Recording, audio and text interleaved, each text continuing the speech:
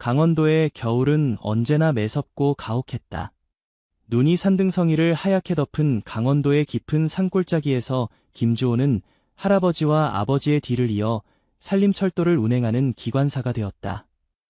30살의 그는 이미 10년이라는 세월을 산길을 오르내리는 화물열차와 함께했다. 산에 사는 사람들에게 필요한 물자를 나르고 때로는 깊은 산에서 나오는 임산물을 도시로 운반하는 일이었다. 주호의 얼굴은 세찬 산바람에 그을려 있었고 그의 눈빛은 깊고 맑았다.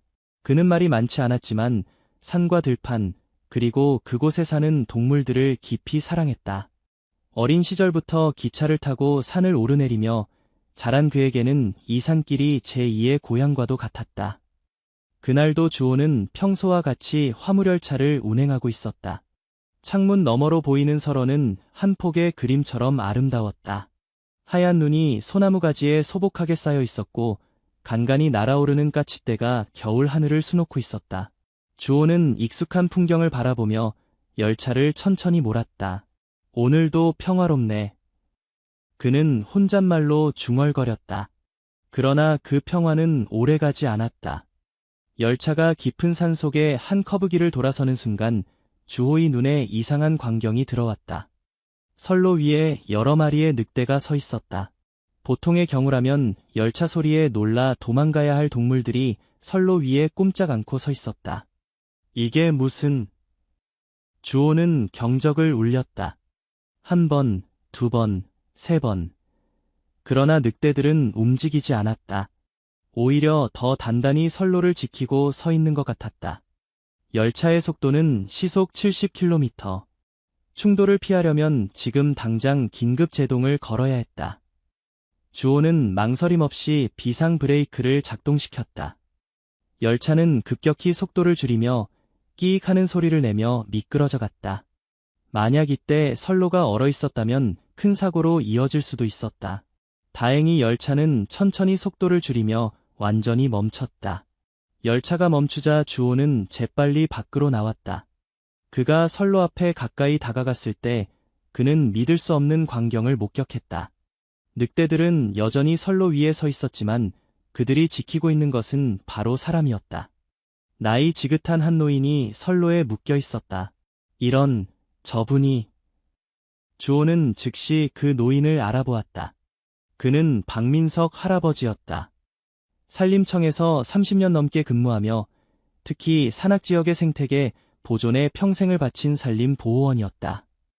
특히 멸종위기에 처한 사냥과 늑대들을 지키기 위해 싸워왔던 그는 지역에서 늑대 할아버지라는 별명으로 불리며 존경받고 있었다. 주호는 조심스럽게 다가갔다.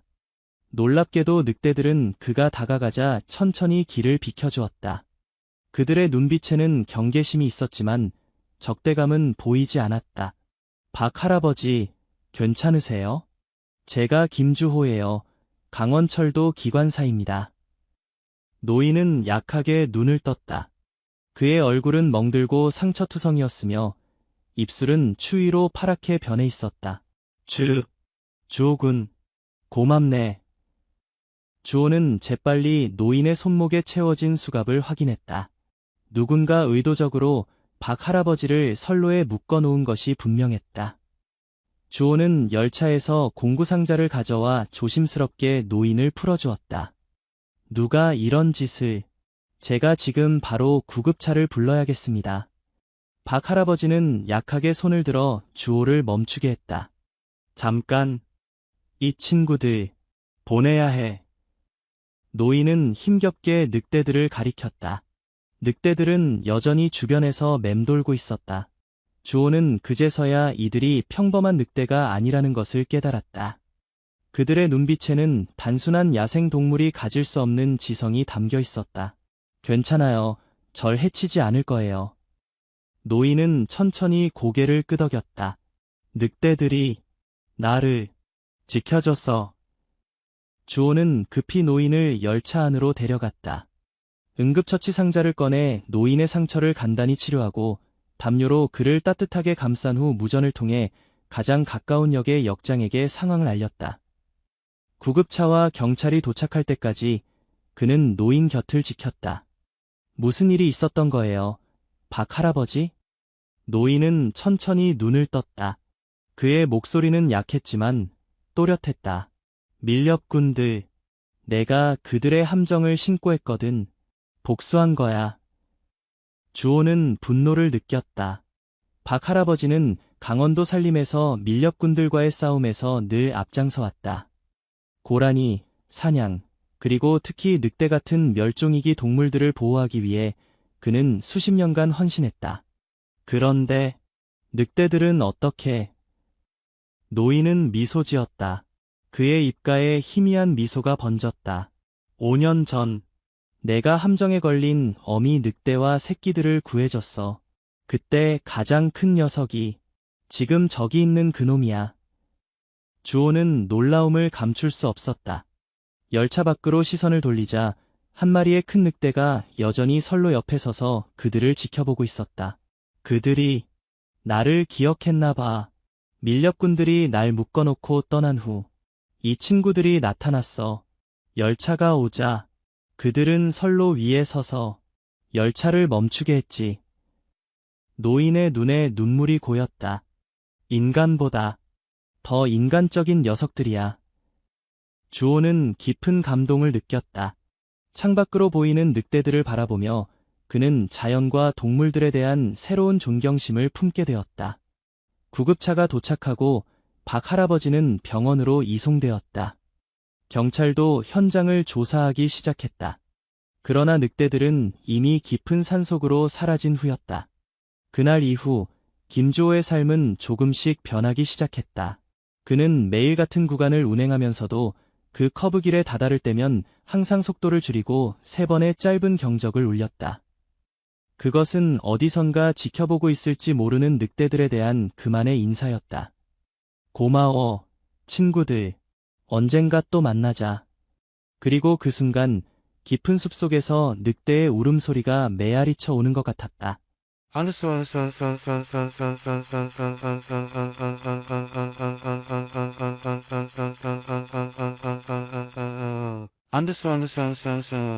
주호의 이야기는 철도 직원들 사이에서 조용히 퍼져나갔다. 처음에는 믿지 않는 사람들도 많았지만 박민석 할아버지가 병원에서 회복된 후 직접 증언하면서 진실로 받아들여졌다. 늑대들이 사람을 구했다는 놀라운 이야기는 지역신문에도 작게 보도되었다. 하지만 모든 사람이 이야기에 감동한 것은 아니었다. 일부 사냥꾼들과 개발업자들은 여전히 늑대를 위험한 존재로 여겼고 박 할아버지의 보호 활동에 적대적이었다. 늑대는 늑대일 뿐이야. 언젠가는 사람을 공격할 거라고. 이런 말들이 지역사회에서 돌아다녔다. 특히 최근 들어 정부가 산악 지역 개발 계획을 발표하면서 자연보호와 개발 사이의 갈등은 더욱 심해졌다. 주호는 이런 소문들을 듣고도 묵묵히 자신의 일을 계속했다. 그에게 있어 늑대들은 더 이상 두려운 대상이 아니었다. 그는 종종 박 할아버지를 병원에 문병하러 갔고 그곳에서 노인의 다양한 이야기를 들었다. 자연은 우리가 생각하는 것보다 훨씬 더 복잡하고 신비로워. 동물들에게도 감정이 있고 기억이 있어. 우리가 그들에게 어떻게 대하느냐에 따라 그들도 우리에게 그렇게 반응하지. 노인의 말은 주호의 마음속 깊이 새겨졌다. 그는 점점 더 자연과 동물들의 관심을 갖게 되었고 틈틈이 박 할아버지가 운영하는 작은 야생동물 보호소를 돕기 시작했다. 어느 날 박 할아버지가 병원에서 퇴원하게 되었다. 주호는 그를 직접 집까지 모셔다 드렸다. 노인의 집은 산중턱에 위치한 작은 오두막이었다. 주변은 온통 숲으로 둘러싸여 있었고 멀리서 개울물 소리가 들려왔다. 이곳이 내 집이야. 30년 넘게 살았지. 노인은 집 앞 작은 의자에 앉아 깊은 숨을 들이마셨다. 공기가 다르지? 도시에서는 절대 느낄 수 없는 향기야. 주호도 옆에 앉아 함께 숲의 향기를 맡았다. 그것은 정말 특별했다. 흙과 나무, 이끼, 그리고 무언가 더 깊고 신비로운 것이 섞인 향기였다. 박 할아버지, 정말 여기서 혼자 사세요. 노인은 웃었다. 혼자라니, 내가 어떻게 혼자겠어? 주변에 수백 마리의 친구들이 있는데. 그의 말이 끝나기도 전에 마치 신호라도 받은 듯 작은 다람쥐 한 마리가 나무에서 내려와 노인의 무릎 위로 뛰어올랐다. 노인은 주머니에서 도토리 몇 개를 꺼내 다람쥐에게 건넸다. 이 친구는 동구라고 불러. 3년째 함께하고 있지. 주호는 놀라움을 감추지 못했다. 다람쥐는 노인의 손에서 도토리를 받아먹고는 곧 다시 나무로 올라갔다. 동물들과 대화할 수 있으신 것 같아요. 노인은 고개를 저었다. 대화라기보다는 교감이라고 해야겠지. 마음이 통하면 말은 필요 없어. 주호는 그날 밤 노인의 집에서 하룻밤을 묵게 되었다. 작은 오두막 안은 의외로 아늑했다. 벽면에는 다양한 동물 사진들이 걸려 있었고 책장에는 자연과 생태계에 관한 책들이 빼곡히 꽂혀 있었다. 저녁 식사를 하며 노인은 자신의 인생 이야기를 들려주었다. 그는 원래 서울에서 평범한 직장인이었지만 40대 중반의 모든 것을 포기하고 이곳 강원도 산속으로 들어왔다고 했다. 내 인생의 전환점이었어. 어느 날 문득 이 모든 도시 생활이 무의미하게 느껴졌거든. 자연 속에서 진정한 평화를 찾고 싶었지. 노인은 처음에는 단순히 자연을 즐기기 위해 이곳에 왔지만 점차 산에서 일어나는 밀렵과 불법 벌목, 환경 파괴를 목격하면서 보호 활동에 뛰어들게 되었다고 했다.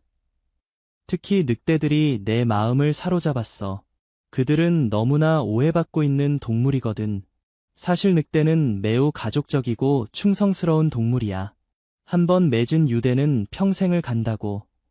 주호는 노인의 이야기에 깊이 빠져들었다. 그는 평소에도 산과 동물들을 좋아했지만 이렇게 깊은 차원에서 자연을 이해하는 사람은 만나본 적이 없었다. 그런데 할아버지, 정말 그날 늑대들이 할아버지를 구하러 온 거예요.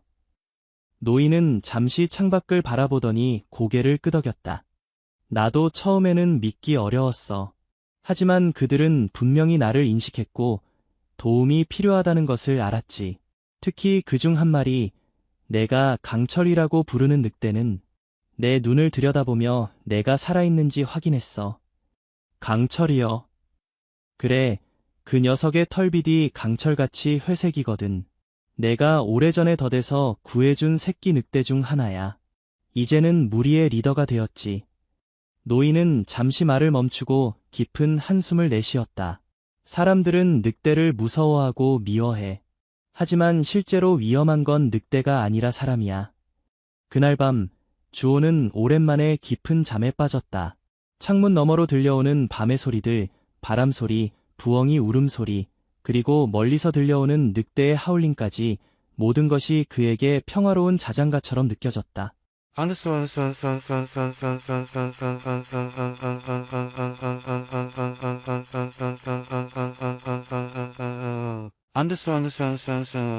다음날 아침, 주호는 일찍 일어나 노인의 아침 일과를 도왔다. 그들은 함께 주변 숲을 산책하며 동물들의 흔적을 살펴보고 밀렵꾼들이 설치한 덫이 있는지 확인했다. 밀렵은 여전히 큰 문제야. 특히 고란이나 사냥 같은 동물들이 많이 희생돼. 그들이 산책하는 동안 주호는 노인이 얼마나 자연과 조화롭게 살아가는지 볼 수 있었다. 그는 새들의 울음소리를 듣고 어떤 새인지 알아맞히고 나뭇잎 하나의 변화도 놓치지 않았다. 모든 것에는 이유가 있어. 자연은 무작위로 움직이지 않아. 모든 생명체는 서로 연결되어 있지. 주호는 자신이 평소 당연하게 여겼던 것들을 새롭게 보기 시작했다. 기차를 운전하며 스쳐 지나갔던 숲과 산, 그리고 거기 사는 동물들이 이제 그에게는 그저 풍경이 아니라 살아 숨쉬는 존재들로 다가왔다. 철도가 지나가는 곳은 동물들의 이동 경로를 방해하는 경우가 많아.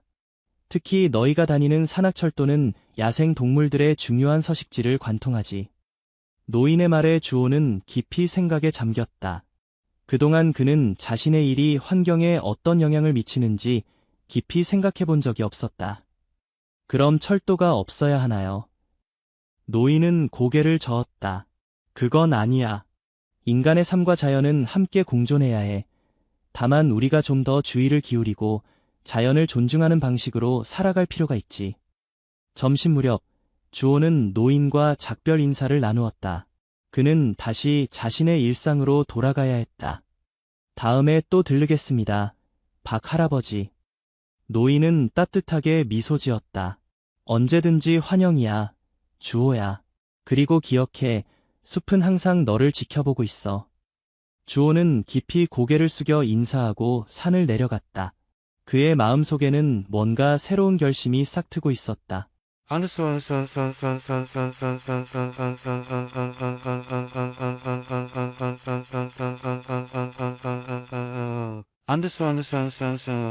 몇 주가 지난 후 주호는 기차를 운행하던 중 무전을 통해 급한 연락을 받았다. 주호 씨, 듣고 있나? 급한 소식이야. 목소리는 강원철도 역장인 이상우의 것이었다. 네, 말씀하세요, 역장님. 자네가 전에 구한 그 산림보호원, 박민석 씨 있지? 그분이 또 위험에 처했다고 해. 밀렵꾼들이 그의 집을 습격했다는 신고가 들어왔어. 주호의 심장이 빠르게 뛰기 시작했다. 언제요? 지금이요? 방금 전이야. 경찰이 출동했지만 그 깊은 산속이라 도착하는데 시간이 걸릴 거야. 주호는 망설임 없이 결정을 내렸다. 역장님, 제가 가보겠습니다. 제 열차 위치가 박 할아버지 집과 가깝습니다. 알았네. 조심하게. 무장한 밀렵꾼들일 수도 있으니. 주호는 열차를 가장 가까운 간이역에 정차시키고 비상 상황임을 알린 후 역무원에게 열차를 맡겼다. 그리고 그는 역에 비치된 오토바이를 타고 박 할아버지의 집을 향해 산길을 달렸다. 도로는 울퉁불퉁했고 곳곳에 눈이 쌓여 있어 주행이 쉽지 않았다. 하지만 주호는 최대한 속도를 내며 산을 올랐다. 그의 머릿속에는 노인의 안전만이 가득했다. 오두막에 도착했을 때 주호는 끔찍한 광경을 목격했다. 문은 부서져 있었고 내부는 완전히 난장판이 되어 있었다. 책들은 바닥에 흩어져 있었고 가구들은 뒤집혀 있었다. 박 할아버지, 어디 계세요? 아무 대답이 없었다. 주호는 급히 집안을 수색했지만 노인의 모습은 보이지 않았다. 그가 밖으로 나와 주변을 살펴보던 중 그는 눈 위에 찍힌 여러 개의 발자국을 발견했다. 누군가가 노인을 끌고 간 것 같았다. 주호는 발자국을 따라 숲속 깊이 들어갔다. 그의 심장은 불안으로 가득했다. 너무 늦지 않았기를.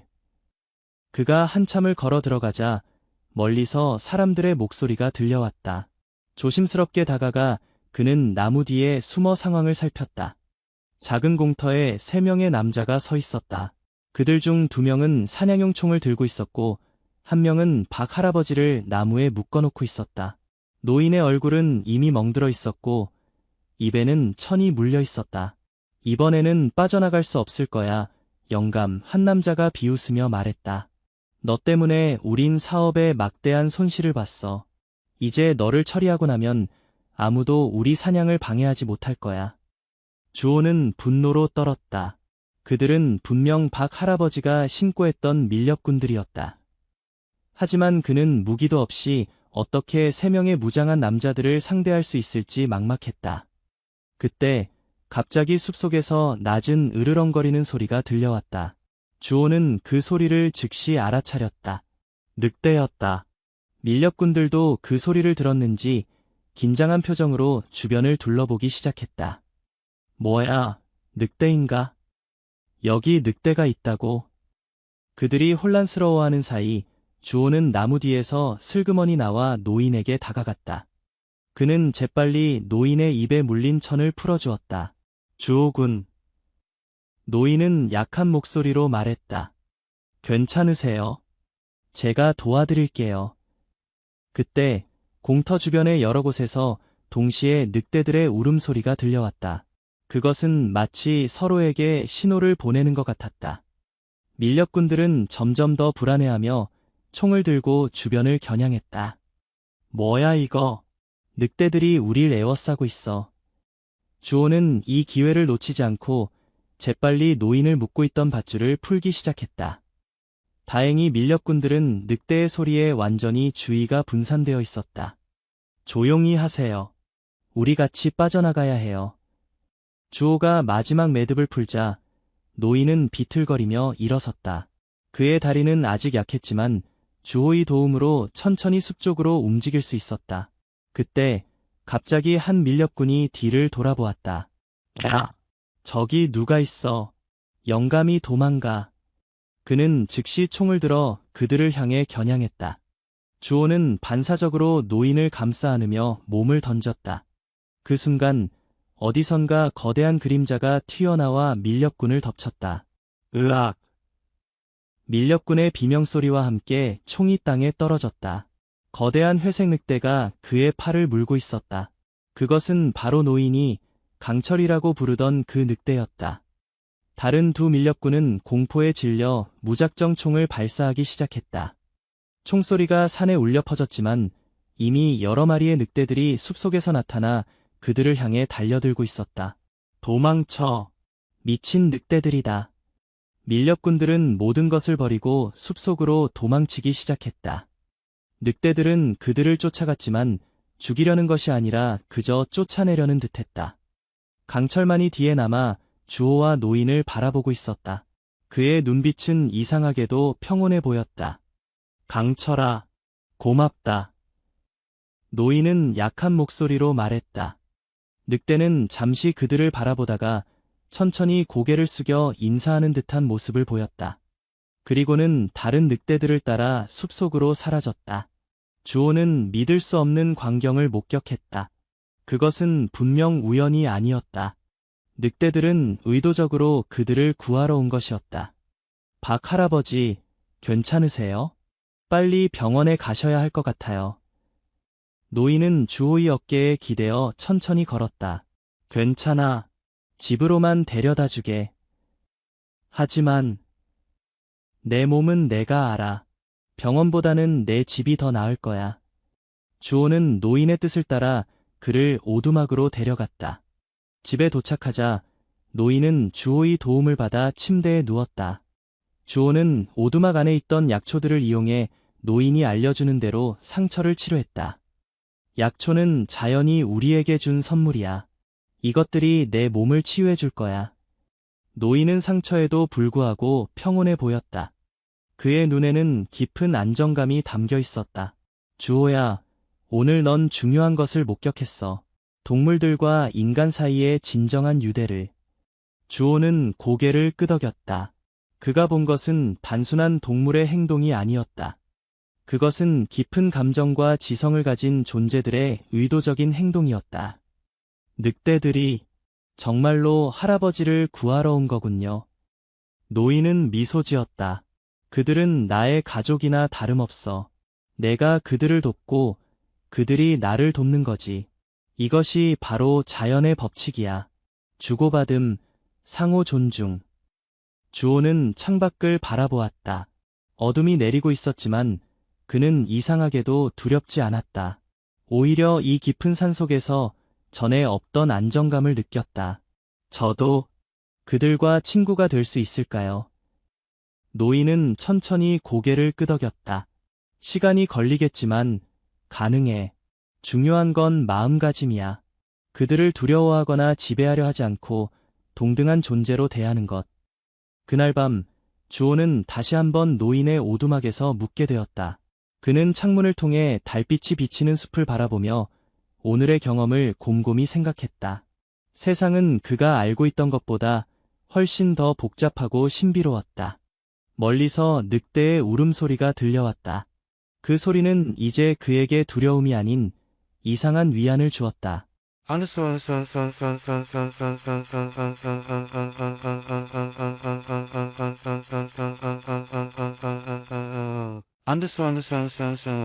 다음 날 아침 주호는 노인의 상태가 많이 호전된 것을 확인했다. 그의 활력은 놀랍도록 빨리 회복되고 있었다. 내 몸은 이런 일에 익숙해. 걱정 말게.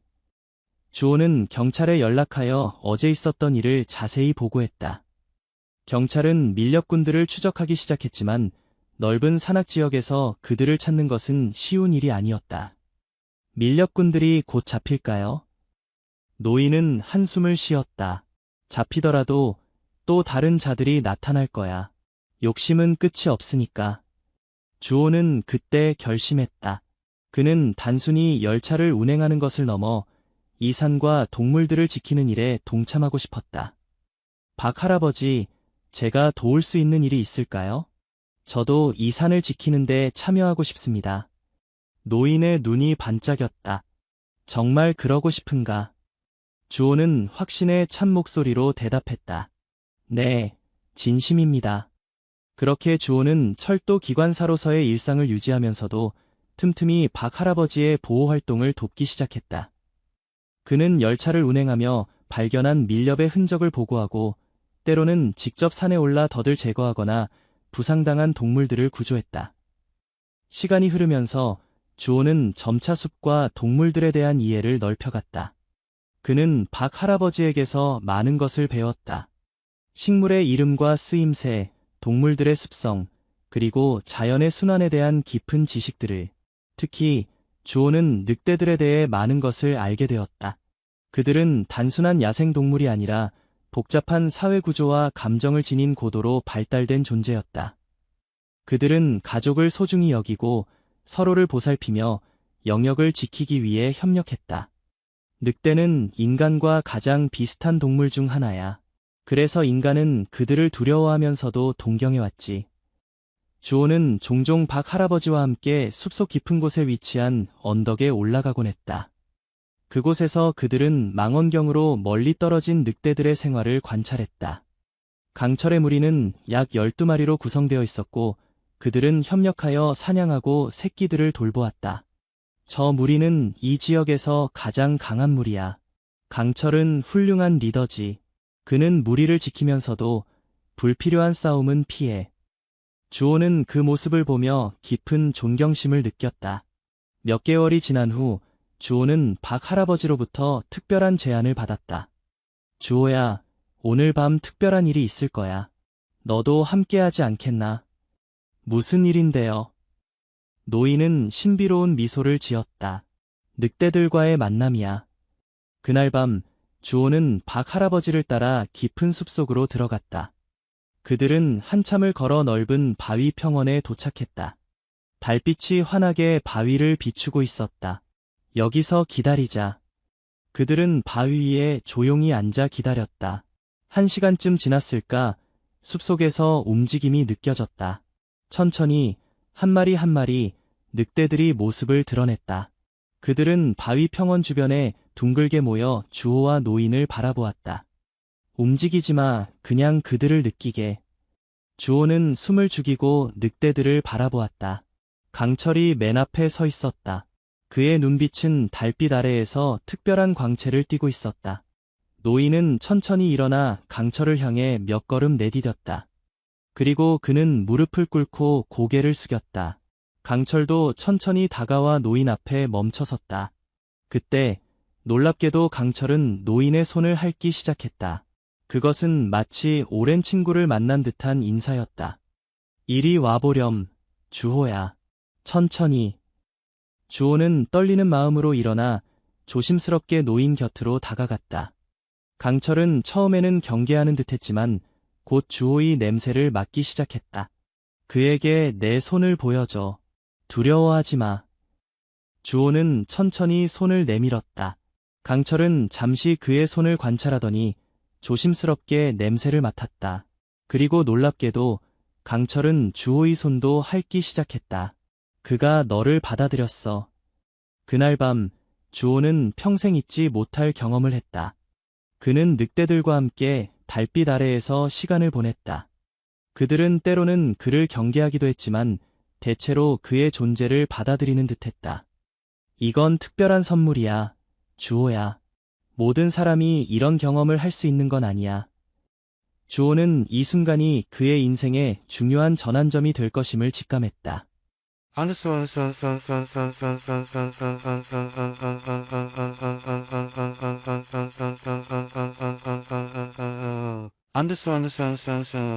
몇 년의 시간이 흘렀다.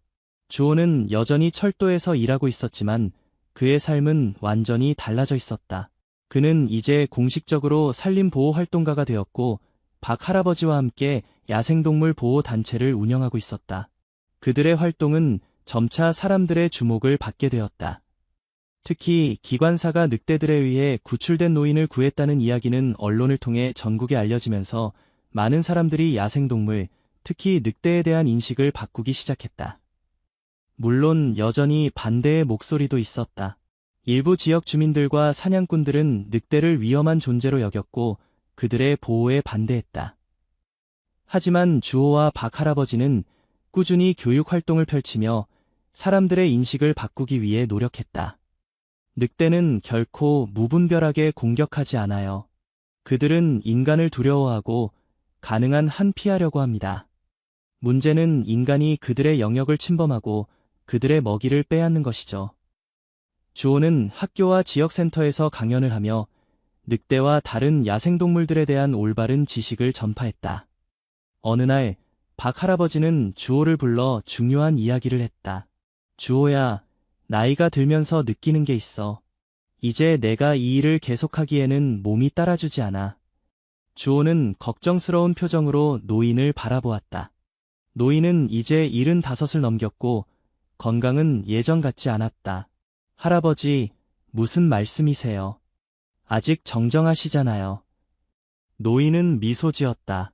정정하지만 현실을 인정해야 해. 내가 없어진 후에도 이 일이 계속되길 바라는 마음이야. 주호는 노인의 손을 꼭 잡았다. 걱정 마세요. 제가 할아버지의 뜻을 이어가겠습니다. 노인은 안도의 표정을 지었다. 내가 있어 다행이야, 주호야. 넌 내가 만난 사람 중 가장 순수한 마음을 가진 사람이야. 늑대들도 그걸 알아차렸지. 그 후로도 그들은 계속해서 함께 일했다. 주호는 점점 더 많은 책임을 맡게 되었고 박 할아버지는 그를 믿고 많은 일을 맡겼다. 특히 주호는 철도 회사와 협력하여 야생동물 친화적 철도 프로젝트를 시작했다. 이 프로젝트는 열차가 야생동물의 이동 경로를 방해하지 않도록 다리나 터널을 설치하고 열차 운행 시간을 조정하는 등의 노력을 포함했다. 인간과 자연이 함께 살아가는 방법을 찾는 것이 중요합니다. 우리의 편의만을 위해 자연을 파괴하는 것이 아니라 서로 존중하며 공존하는 길을 찾아야 합니다. 주호의 이런 노력은 많은 사람들의 공감을 얻었고 다른 지역에서도 비슷한 프로젝트가 시작되었다. 그리고 늑대들, 특히 강철의 무리는 주호와 점점 더 친밀해졌다. 주호는 종종 그들의 영역을 방문했고 강철은 이제 그를 신뢰하는 듯했다. 때로는 주호가 혼자 숲을 걸을 때 강철이 멀리서 그를 따라오며 지켜주기도 했다. 그는 너를 무리의 일원으로 여기는 것 같아. 박 할아버지는 그런 모습을 보며 말했다. 주호는 그 말에 깊은 감동을 느꼈다. 야생 늑대에게 인정받는다는 것은 그에게 큰 영광이었다.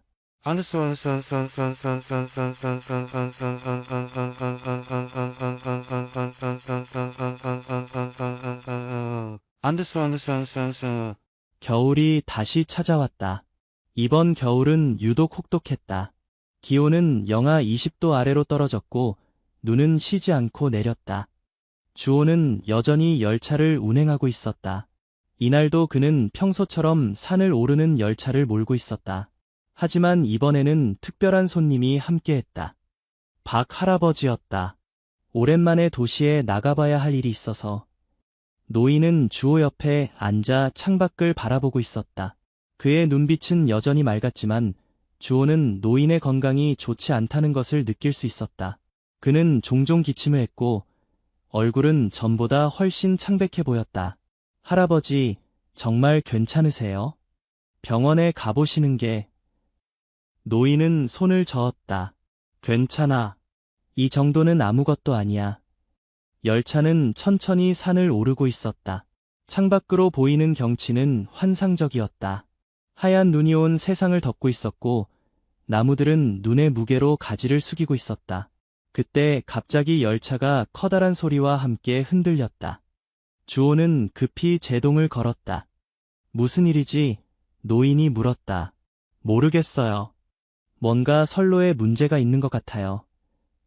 열차가 완전히 멈추자 주호는 밖으로 나가 상황을 확인했다. 놀랍게도 선로 위에는 커다란 나무가 쓰러져 있었다. 눈의 무게를 이기지 못한 것이었다. 큰일이네요. 이걸 치우려면 시간이 걸릴 것 같아요. 주호는 무전으로 상황을 알리고 도움을 요청했다. 하지만 이런 날씨에 구조대가 도착하는 데는 시간이 걸릴 것이었다. 승객들에게 상황을 설명하고 열차 안에서 기다리도록 해야겠어요. 그들이 열차로 돌아가려는 순간 갑자기 숲에서 이상한 소리가 들려왔다. 그것은 분명 늑대의 울음소리였다. 하지만 평소와는 달랐다. 그 소리에는 절박함이 담겨 있었다. 저건 노인이 걱정스러운 표정으로 말했다. 강철이에요. 주호가 물었다. 그런 것 같아. 뭔가 문제가 있는 게 틀림없어. 그들은 소리가 나는 방향을 바라보았다. 숲속에서 한 마리의 늑대가 나타났다. 그것은 확실히 강철이었다. 그는 그들을 보자마자 다시 숲으로 들어갔다가 돌아와 그들을 바라보았다. 그가 우리를 부르고 있어. 노인이 말했다. 따라가야 할까요? 노인은 망설임 없이 고개를 끄덕였다. 그래, 뭔가 중요한 일이 있는 게 분명해. 주호는 열차의 승무원에게 자신이 상황을 확인하고 오겠다고 말한 뒤 노인과 함께 강철을 따라 숲속으로 들어갔다. 눈이 깊게 쌓여 있어 걷기가 쉽지 않았지만 그들은 최대한 빨리 움직였다. 강철은 종종 뒤를 돌아보며 그들이 따라오고 있는지 확인했다. 그들이 한참을 걸어 산중턱에 도착했을 때 그들은 충격적인 광경을 목격했다. 강철에 무리가 모여 있었는데 그 중앙에는 두 마리의 늑대가 함정에 걸려 있었다. 그것은 분명 밀렵꾼들이 설치한 덫이었다. 두 늑대는 피를 흘리고 있었고 필사적으로 빠져나오려고 발버둥치고 있었다. 이런. 노인이 한숨을 내쉬었다. 도와드릴게요, 할아버지. 주호는 즉시 덫으로 다가갔다. 다른 늑대들은 처음에는 경계했지만 강철이 그들을 진정시키는 듯한 소리를 내자 물러났다. 덫에 걸린 늑대 중 하나는 강철에 짝인 듯했다. 다른 하나는 아직 어린 늑대였다. 주호는 조심스럽게 덫을 풀기 시작했다. 그것은 쉽지 않은 일이었다. 덫은 단단히 잠겨 있었고 날카로운 이빨이 늑대들의 다리를 깊이 파고들어 있었다. 조심해, 주호야. 이 덫은 아주 위험해. 박 할아버지도 다가와 도움을 주었다. 그는 주머니에서 작은 공구를 꺼내 덫의 메커니즘을 살펴보았다. 이건 특수하게 제작된 덫이야. 풀기가 쉽지 않을 거야. 그들은 함께 노력했다. 추위와 눈 속에서 손가락이 얼어붙는 것 같았지만 그들은 포기하지 않았다. 마침내 그들은 첫 번째 덫을 풀 수 있었다. 어린 늑대는 즉시 일어서려고 했지만 다리의 상처 때문에 비틀거렸다. 천천히, 친구야, 주호가 말했다. 너무 무리하지 마. 두 번째 덫도 곧 풀렸다. 강철의 짝은 더 심각한 부상을 입은 것 같았다. 그녀는 일어서지 못하고 바닥에 누워 있었다. 이 상처는 심각해. 치료가 필요해. 노인이 걱정스럽게 말했다. 주호는 망설임 없이 자신의 겉옷을 벗어 늑대를 감쌌다. 열차로 데려가요. 거기에 응급처치 키트가 있어요. 노인은 놀란 표정으로 주호를 바라보았다. 야생 늑대를 열차에 데려간다고? 주호는 단호하게 고개를 끄덕였다. 그들이 우리를 도왔을 때처럼 이제 우리가 그들을 도울 차례예요. 주호는 조심스럽게 다친 늑대를 들어 올렸다. 그녀는 처음에는 저항했지만 곧 체념한 듯 조용히 그의 품에 안겼다. 할아버지, 어린 녀석도 부탁드려요. 노인은 잠시 망설이다가 어린 늑대를 안아들었다. 늑대는 겁에 질린 듯했지만 노인의 익숙한 냄새를 맡고는 조금 진정되는 것 같았다. 그들이 늑대들을 안고 열차를 향해 걸어가기 시작하자 강철이 그들을 따라왔다. 그의 눈에는 걱정과 감사의 감정이 뒤섞여 있었다. 열차에 도착하자 승객들은 놀란 표정으로 그들을 바라보았다. 다친 늑대를 안고 오는 모습은 분명 일상적인 광경이 아니었다. 무슨 일이세요? 열차 승무원이 걱정스러운 얼굴로 물었다. 도움이 필요한 생명체들이에요. 주호가 단호하게 대답했다. 응급처치 키트를 가져와 주세요. 승무원은 잠시 망설이다가 주호의 결연한 표정을 보고 고개를 끄덕였다. 그는 재빨리 응급처치 키트를 가져왔다. 주호와 노인은 다친 늑대들을 열차의 한 구석에 조심스럽게 눕혔다. 그들은 함께 늑대들의 상처를 닦고 소독하고 붕대로 감쌌다. 늑대들은 때때로 통증에 낮게 으르렁거렸지만 대체로 치료를 받아들였다. 다행히 뼈는 다치지 않은 것 같아요. 주호가 말했다. 하지만 상처가 깊어서 감염될 위험이 있어요. 노인은 주머니에서 작은 병을 꺼냈다. 그 안에는 진한 초록색 액체가 들어있었다. 이건 내가 직접 만든 약초 연고야. 상처 치유와 감염 방지에 도움이 될 거야. 그들은 연고를 늑대들의 상처에 조심스럽게 바르고 다시 깨끗한 붕대로 감쌌다. 모든 과정이 끝나자 두 늑대는 지친 듯 눈을 감았다. 그동안 강철은 열차문 앞에서 기다리고 있었다. 그는 들어오지는 않았지만 계속해서 안을 들여다보며 상황을 살폈다. 그는 가족을 걱정하고 있어. 노인이 말했다. 주호는 밖으로 나가 강철에게 다가갔다. 그는 조심스럽게 무릎을 꿇고 강철의 눈높이에 맞춰 이야기했다. 걱정하지 마. 그들은 회복될 거야. 우리가 잘 돌볼게. 강철은 마치 이해한 듯 천천히 고개를 끄덕였다. 그리고 그는 주호의 손을 핥았다. 그것은 감사의 표시였다. 당신과 이 늑대는 정말 특별한 관계인 것 같네요. 한 승객이 놀란 표정으로 말했다. 주호는 미소 지었다. 우리는 서로를 이해하고 존중하는 사이예요. 이 늑대들은 단순한 야생 동물이 아니에요. 그들은 감정을 가진 지능적인 존재들이죠. 다른 승객들도 점차 다가와 상황을 지켜보기 시작했다.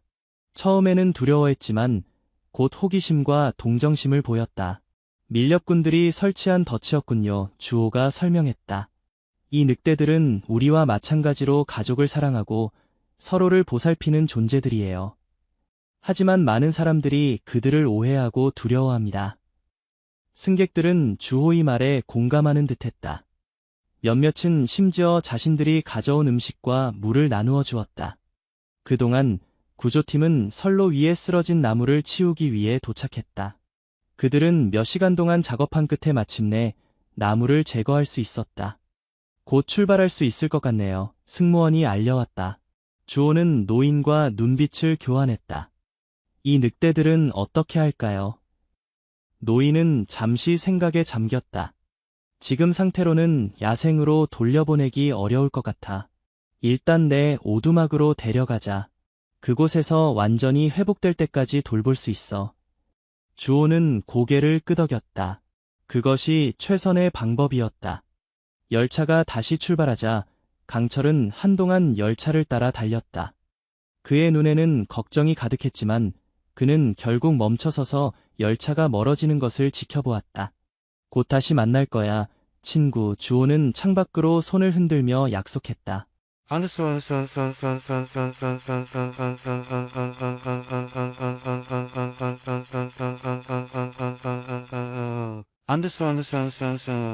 몇 시간 후 열차는 다음 역에 도착했다. 주호와 노인은 조심스럽게 다친 늑대들을 데리고 열차에서 내렸다.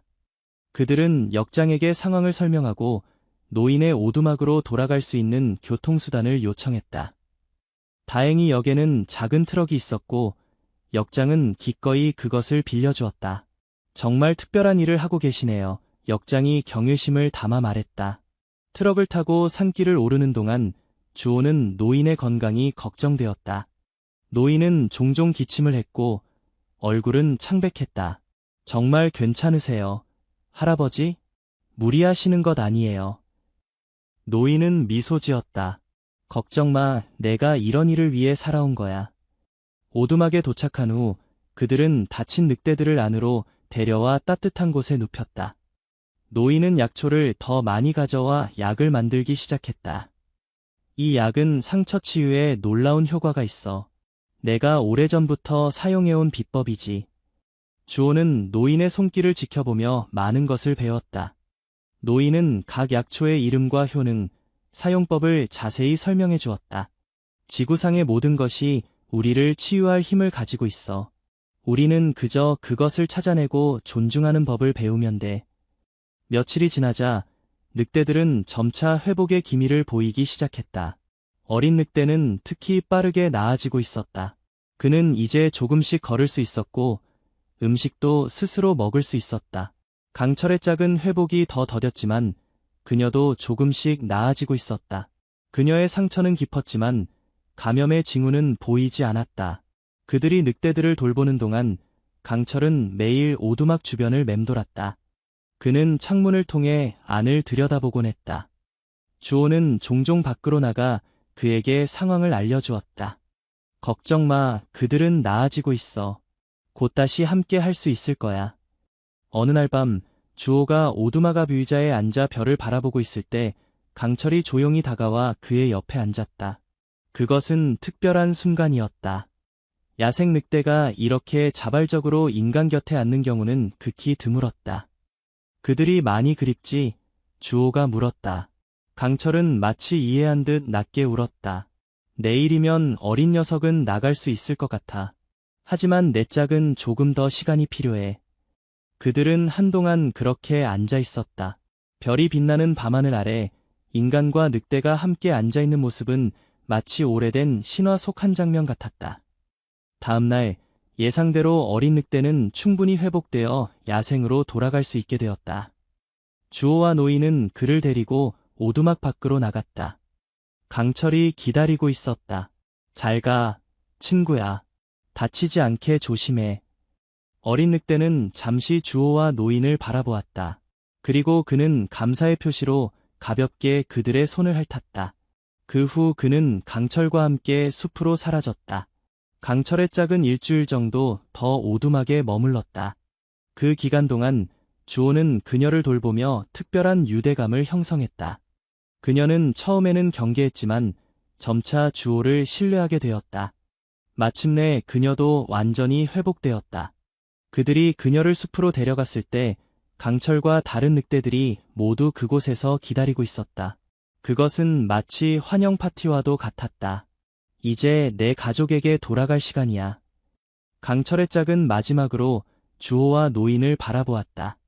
그녀의 눈에는 감사의 마음이 담겨 있었다. 그리고 그녀는 천천히 다른 늑대들에게 다가갔다. 그들은 서로를 반갑게 맞이했고 곧 무리 전체가 함께 숲속으로 사라졌다. 정말 놀라운 경험이었어요. 주호가 감격의 찬목소리로 말했다. 노인은 미소 지었다. 이것이 바로 자연의 법칙이야. 우리가 존중하면 그들도 우리를 존중해준다는 것. 그날 밤 주호는 노인과 함께 오두막 앞에 앉아 따뜻한 차를 마시며 이야기를 나눴다. 노인은 자신의 어린 시절부터 지금까지의 이야기를 들려주었다. 그것은 자연과 함께한 한 인간의 긴 여정이었다. 내가 처음 이 산에 왔을 때 나는 아무것도 몰랐어. 도시에서 온 철없는 젊은이였지. 하지만 산이 나를 가르쳤고 동물들이 나를 받아들였어. 주호는 노인의 이야기에 깊이 감동받았다. 그는 자신도 이제 비슷한 길을 걷고 있다는 것을 느꼈다. 할아버지, 저도 이 일을 계속하고 싶어요. 자연과 동물들을 지키는 일을요. 노인은 따뜻한 눈빛으로 주호를 바라보았다. 넌 이미 그 길에 들어서 있어, 주호야. 그리고 넌 나보다 더 멀리 갈 수 있을 거야. 그 말에 주호는 깊은 감동을 받았다. 그는 노인이 자신에게 건네는 지식과 지혜가 단순한 정보 전달이 아니라 인생의 바통을 넘겨주는 것임을 깨달았다. 약속합니다. 할아버지. 제가 할아버지의 뜻을 이어 이 산과 동물들을 지키겠습니다. 노인은 만족스러운 표정으로 고개를 끄덕였다. 내가 늘 기도해온 것이 바로 그거였어. 내 뒤를 이을 사람을 만나는 것. 그날 밤 멀리서 늑대들의 울음소리가 들려왔다. 그 소리는 이제 주호에게 두려움이 아닌 평화와 안정감을 주었다.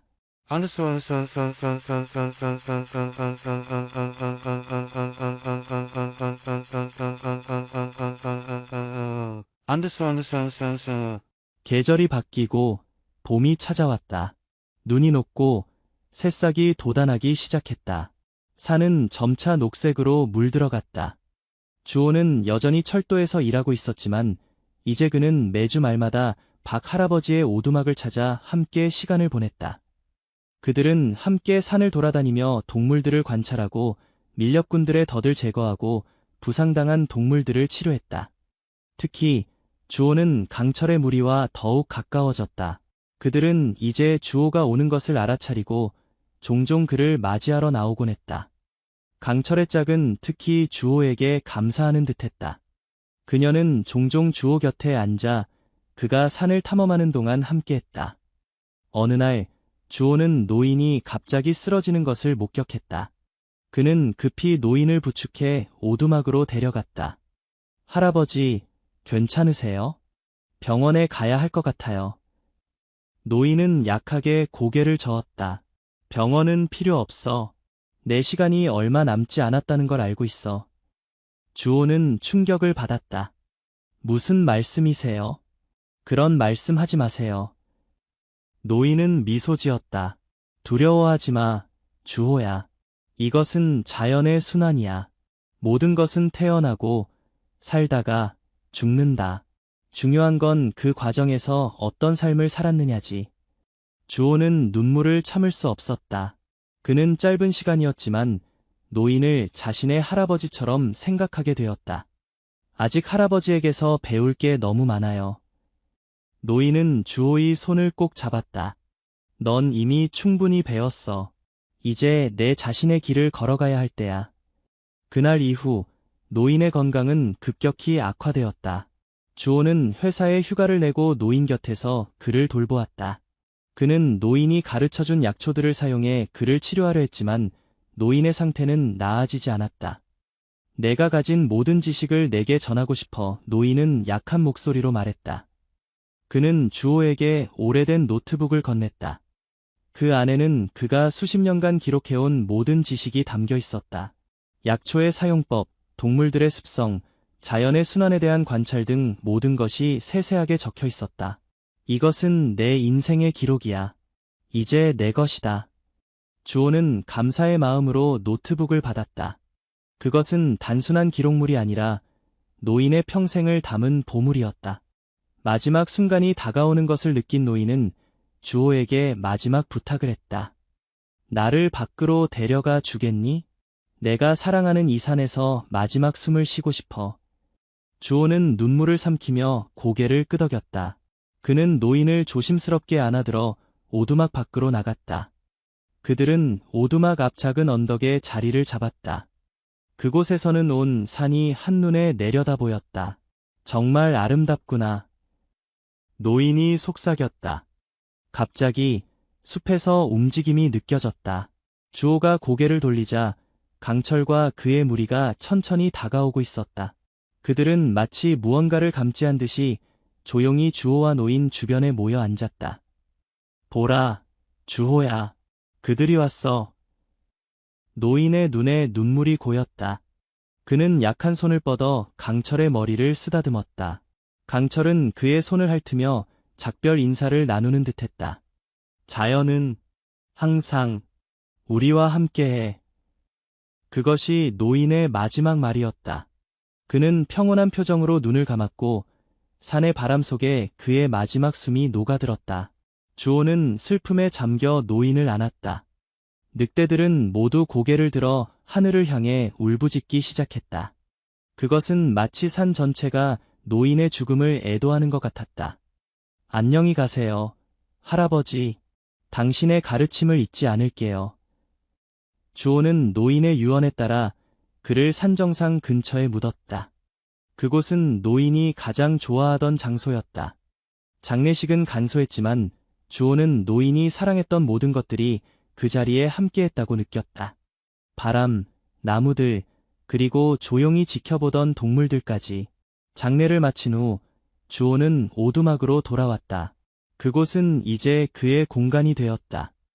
노인은 유서를 통해 오두막과 그의 모든 소유물을 주호에게 남겼다. 계속해서 이 산을 지켜주길. 그것이 유서에 적힌 노인의 마지막 바람이었다.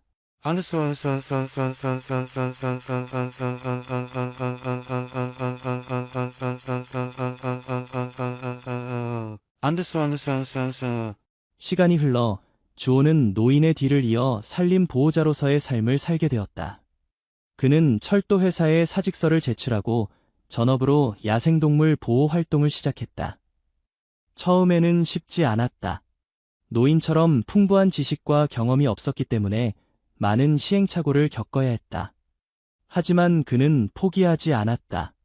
노인의 노트북을 공부하고 실전에서 배워나갔다.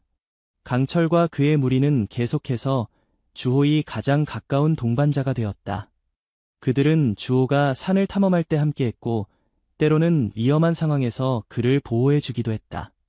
주호는 노인처럼 산과 대화하는 법을 배웠다.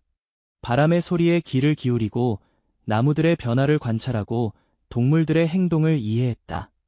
그는 점차 자연의 일부가 되어갔다. 그는 또한 지역사회와의 소통에도 노력했다.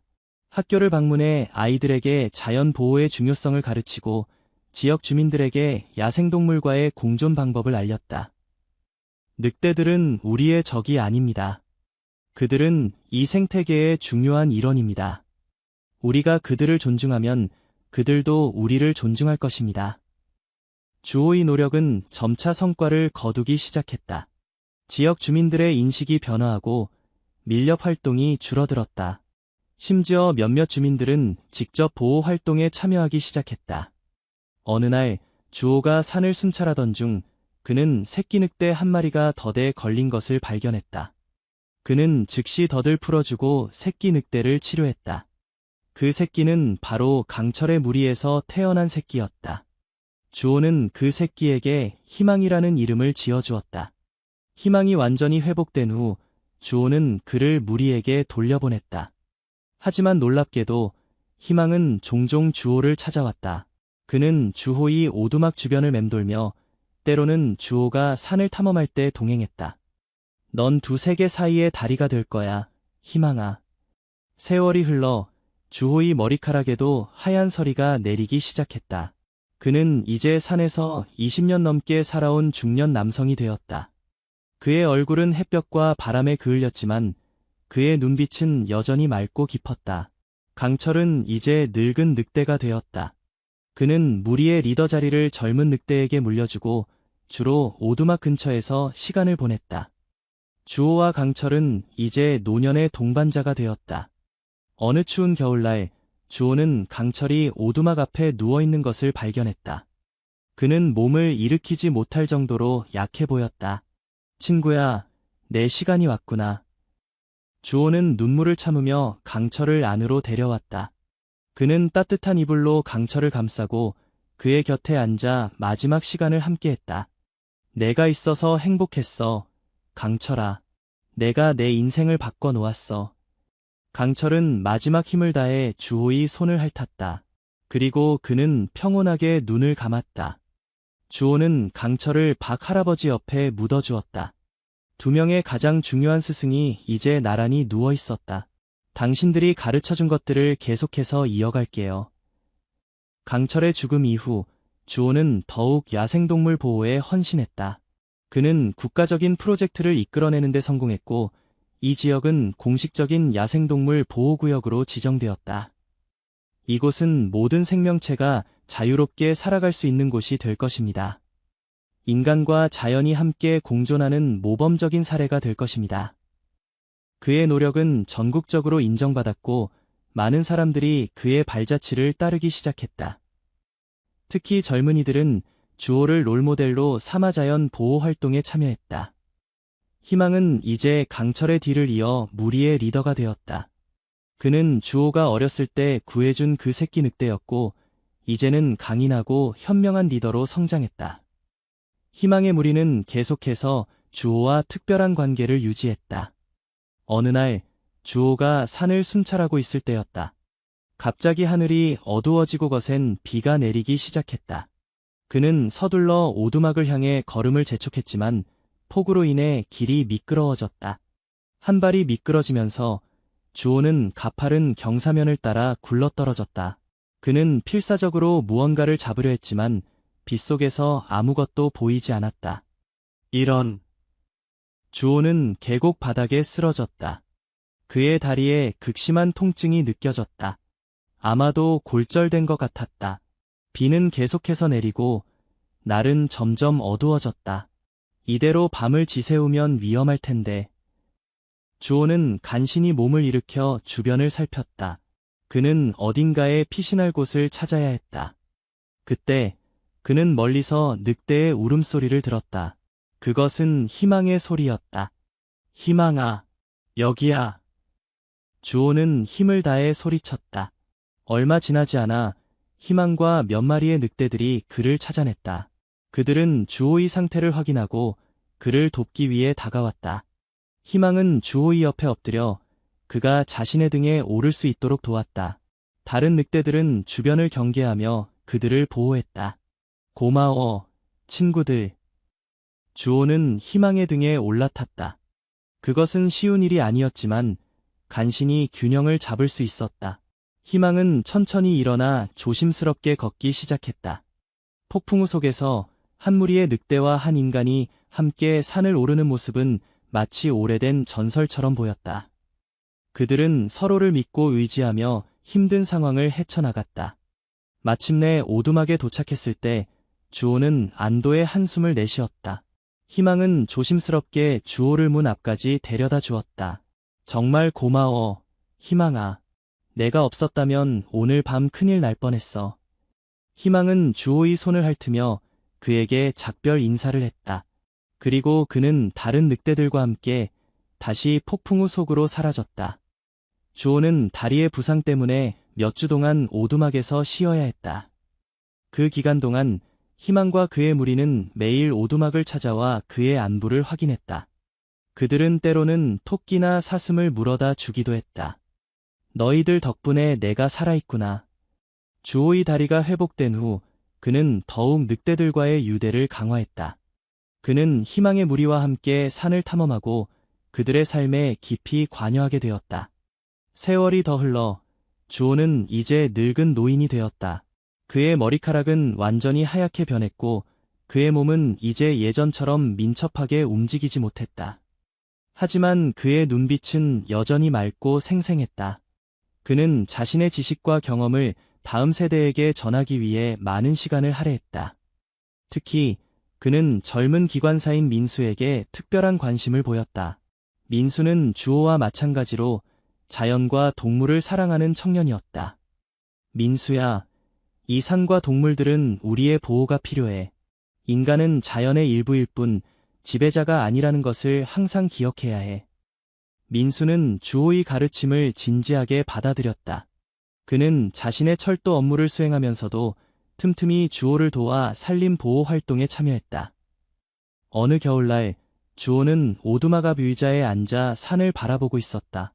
그는 자신의 인생을 돌아보며 깊은 감사를 느꼈다. 그는 박 할아버지와 강철 덕분에 자신이 진정으로 원하는 삶을 살 수 있었다. 고맙습니다, 할아버지. 그리고 고마워, 강철아. 갑자기 그는 멀리서 기차 소리를 들었다. 그것은 민수가 운행하는 열차였다.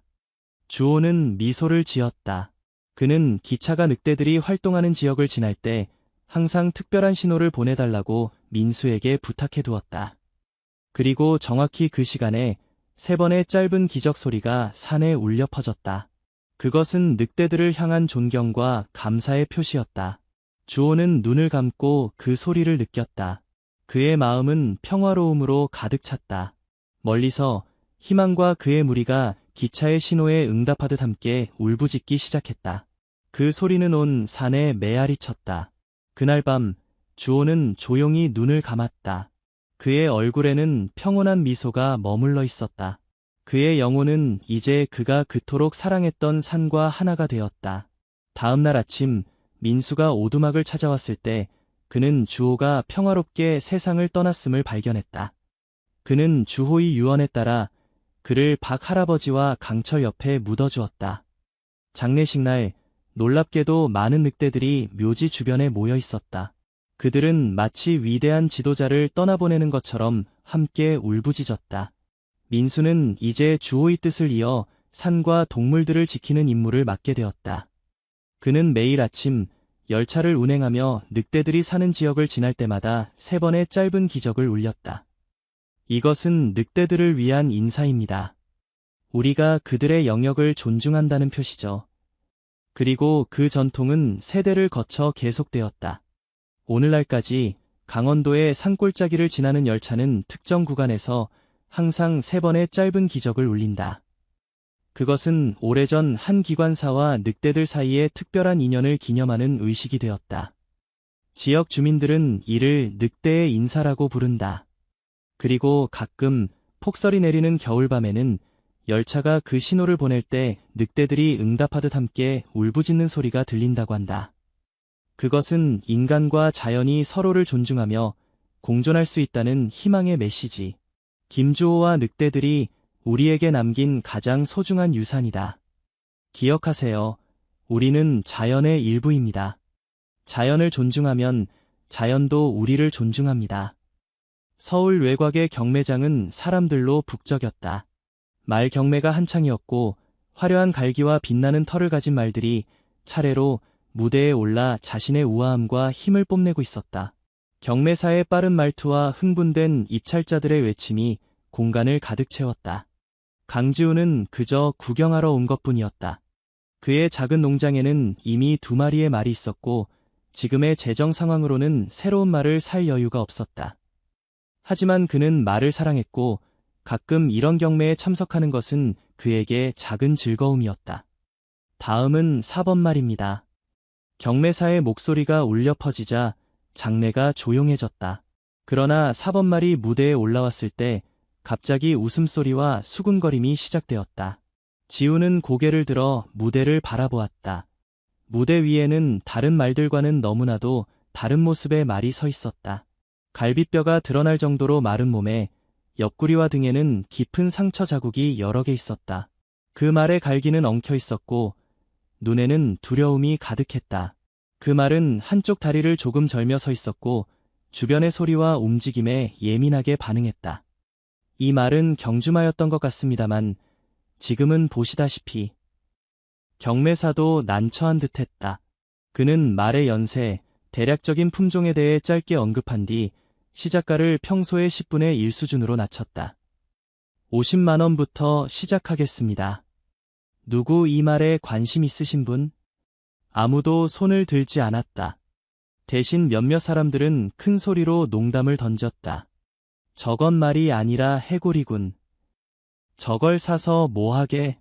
도살장에 보내는 게 차라리 낫겠어. 쓸모없는 짐승을 경매에 올리다니 시간 낭비야. 지우는 사람들의 냉혹한 말에 가슴이 아팠다. 그는 그 말을 자세히 보았다. 모든 상처와 고통 속에서도 그 말의 눈에는 무언가 특별한 것이 있었다.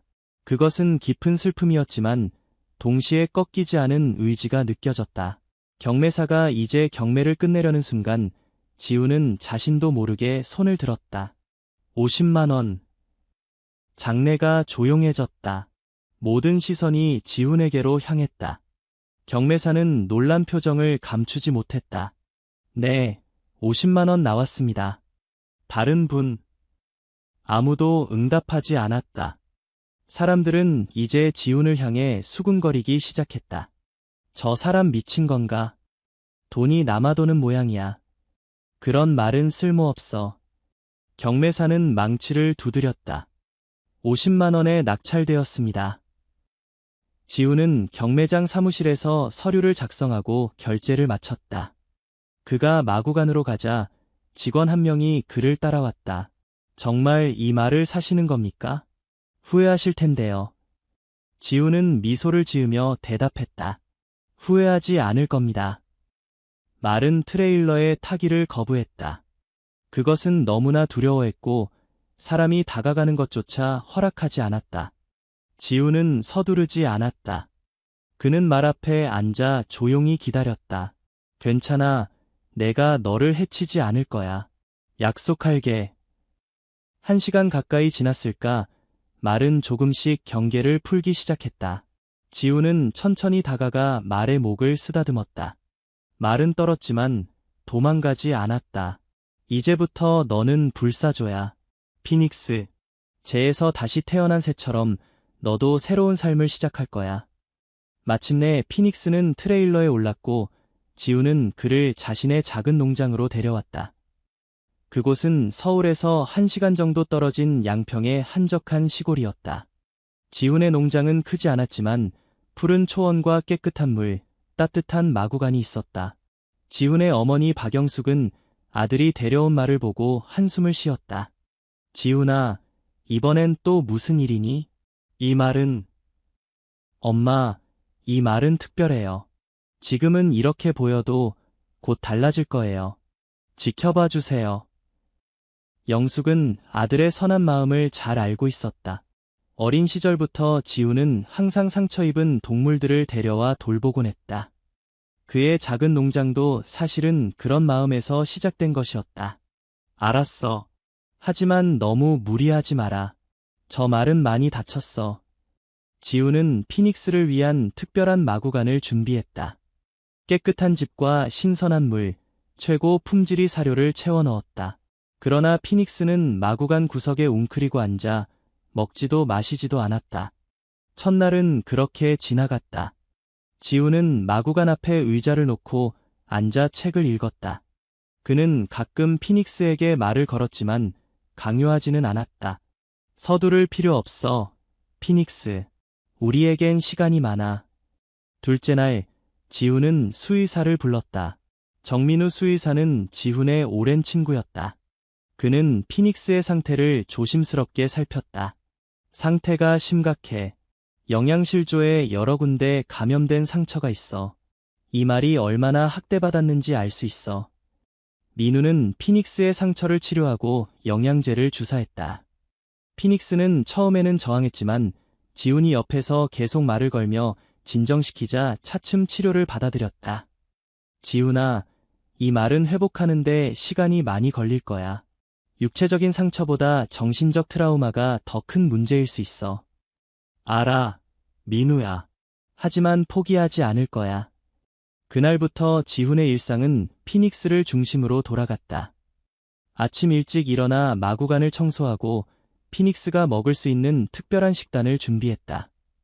매일 상처를 소독하고 약을 발랐다. 무엇보다 그는 피닉스에게 끊임없이 말을 걸었다. 오늘은 날씨가 정말 좋구나, 피닉스. 조금만 더 좋아지면 밖에서 햇볕을 쬐는 것도 좋을 것 같아. 일주일이 지나자 피닉스는 조금씩 변화하기 시작했다.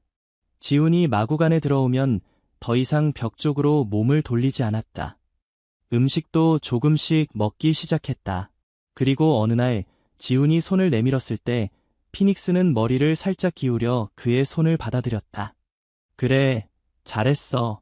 넌 정말 용감한 말이야, 피닉스.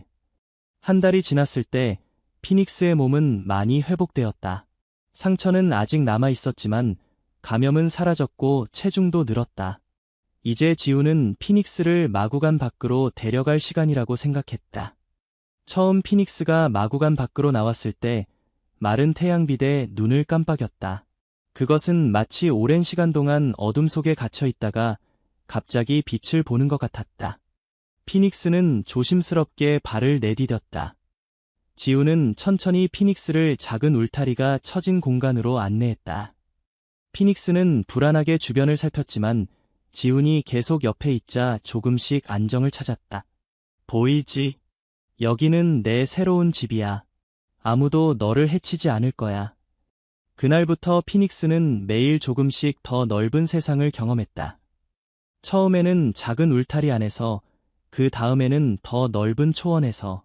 지훈은 강요하지 않고 피닉스가 스스로 준비될 때까지 기다렸다. 그러던 어느 날 지훈이 농장 일을 하고 있을 때였다. 그는 문득 어떤 기운을 느끼고 고개를 들었다. 그리고 그 순간을 결코 잊지 못할 것이다. 피닉스가 초원을 달리고 있었다. 햇빛 아래 그의 몸은 더 이상 상처투성이의 말이 아니었다. 갈기가 바람에 나부꼈고 근육이 움직임에 따라 물결쳤다. 그것은 마치 춤을 추는 것 같았다. 자유의 춤. 지훈은 울음을 참지 못했다. 그는 피닉스가 얼마나 아름다운 말인지 이제야 볼 수 있었다. 모든 상처와 고통을 이겨내고 피닉스는 마침내 본연의 모습을 되찾고 있었다. 정말 멋있어, 피닉스. 그날 밤, 지우는 마구간에 앉아 피닉스와 시간을 보냈다. 말은 이제 그의 옆에 편안하게 누워 있었다. 지우는 피닉스의 목을 쓰다듬으며 생각에 잠겼다. 이 말은 대체 어떤 삶을 살아왔을까? 누가 이렇게 잔인하게 학대했을까? 다음 날, 예상치 못한 방문객이 농장을 찾아왔다. 40대 중반으로 보이는 남자였다. 그는 긴장한 모습으로 지훈에게 말을 걸었다. 안녕하세요. 저는 최도현이라고 합니다. 혹시 한 달 전쯤 경매에서 산 말을 볼 수 있을까요? 지훈은 경계하는 눈빛으로 남자를 바라보았다. 무슨 일로 오셨나요? 도연은 잠시 망설이다가 대답했다. 저는 그 말을 알고 있습니다. 사실 제가 그 말을 경매에 넘기게 된 이유를 설명드리고 싶었습니다. 지훈은 도연을 조심스럽게 마구간으로 안내했다. 피닉스는 도연을 보자마자 긴장했다. 말에 몸이 굳어지고 눈에는 공포가 어렸다. 도연은 한참 동안 말을 바라보다가 천천히 입을 열었다. 이 말의 이름은 원래 불꽃이었습니다. 3년 전까지만 해도 최고의 지구력 경주마였죠. 지우는 놀라움을 감추지 못했다. 지구력 경주마라고요. 도연은 고개를 끄덕였다. 네, 100km 이상의 장거리를 달리는 경기에 참가했습니다. 제가 그 훈련팀에 있었습니다. 도연의 이야기에 따르면 불꽃은 놀라운 재능을 가진 말이었다.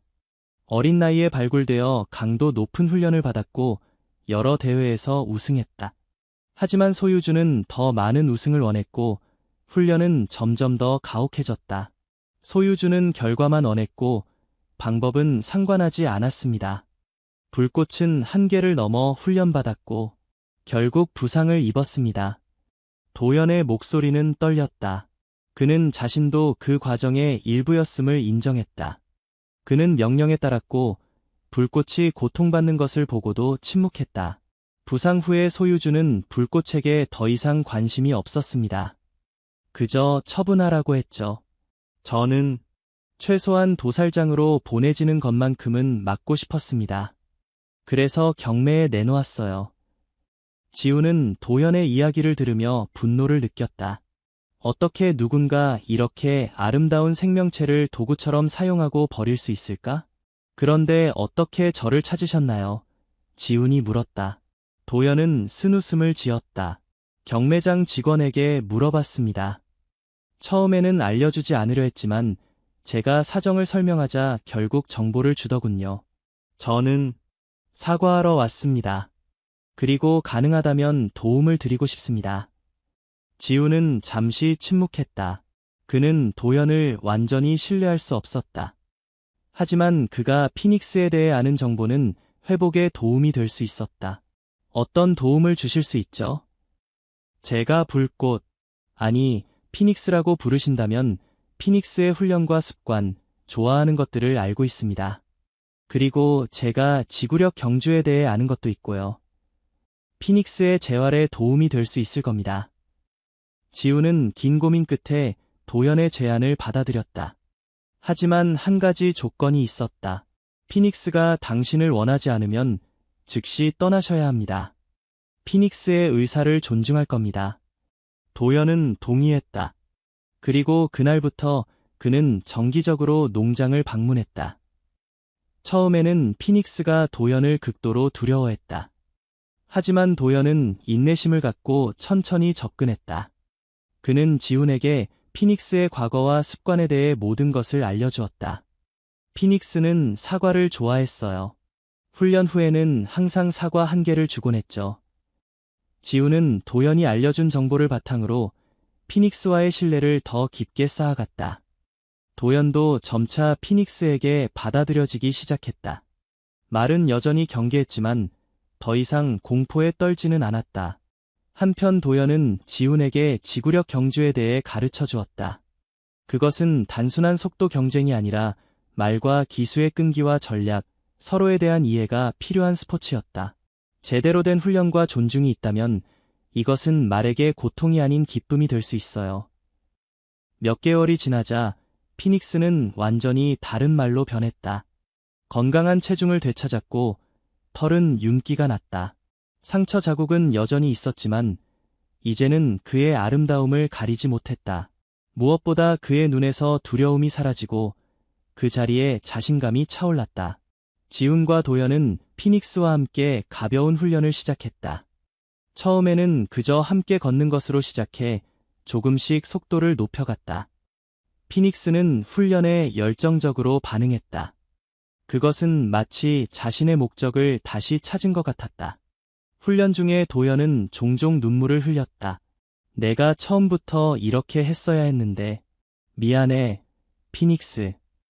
시간이 흐르면서 소문이 퍼졌다.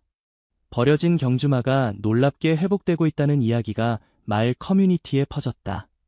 사람들이 가끔 농장을 방문해 피닉스를 보러 왔다. 처음에는 단순한 호기심이었지만 점차 존경과 감탄으로 바뀌었다. 그리고 어느 날 도연이 지훈에게 제안했다. 지구력 경주대회가 다음 달에 열립니다. 피닉스를 출전시켜 보는 건 어떨까요? 지훈은 망설였다. 피닉스가 준비가 되었을까요? 그리고 그런 환경이 트라우마를 다시 불러일으키지 않을까요? 도연은 진지하게 대답했다.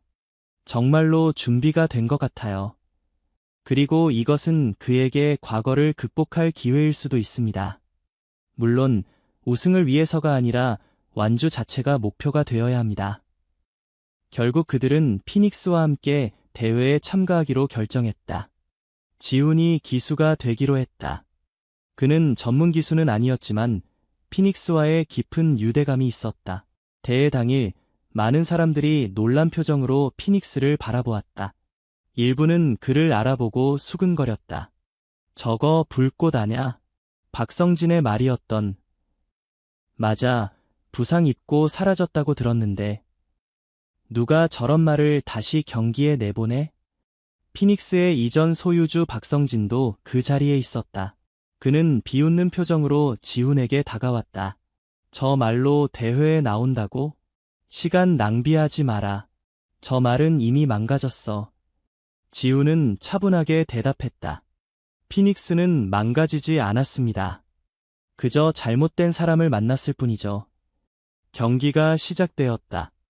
100km의 코스는 결코 쉽지 않았다. 초반에는 여러 말들이 빠르게 달려나갔다. 지훈은 서두르지 않고 피닉스가 자신의 페이스를 찾을 수 있게 했다. 천천히, 피닉스. 우리는 서두를 필요 없어. 경기는 진행되었고 중간 지점을 지나자 많은 말들이 지치기 시작했다. 하지만 피닉스는 마치 새로운 힘을 발견한 것처럼 달렸다. 그의 눈에는 불꽃이 타올랐다.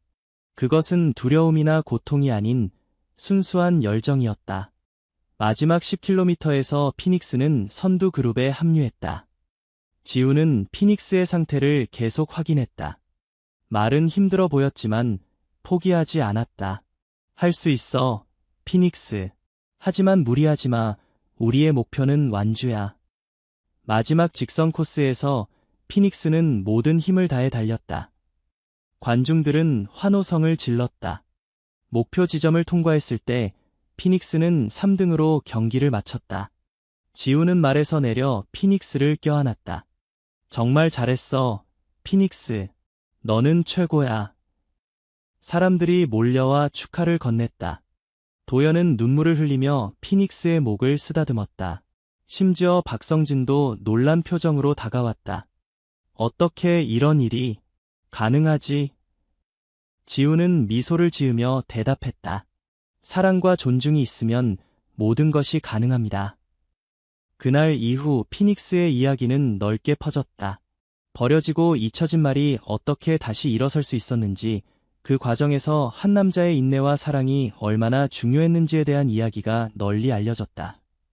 많은 사람들이 지훈의 농장을 찾아와 피닉스를 보러 왔다. 그 중에는 상처 입은 말들을 데려온 사람들도 있었다. 그들은 지훈에게 도움을 청했고 지훈은 기꺼이 그들을 도왔다.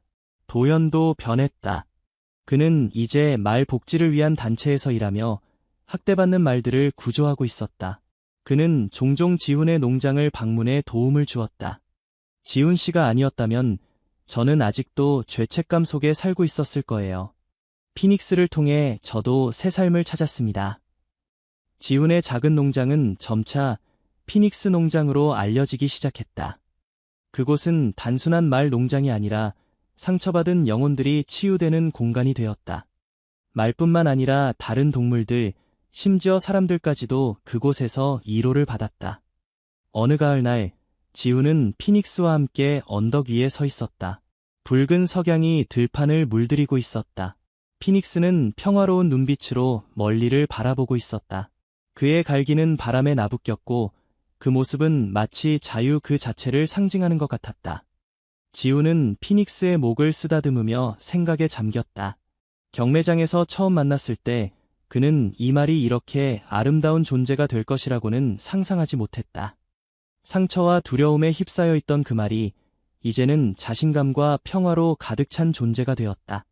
우리가 함께 걸어온 길이 참 길었구나, 피닉스. 말은 마치 이해한 듯 고개를 끄덕였다. 지훈은 미소를 지었다. 그들 사이에는 언어를 넘어선 이해가 있었다. 그날 밤, 지훈은 일기를 썼다. 피닉스를 처음 만났을 때 나는 그저 그를 구하고 싶었다.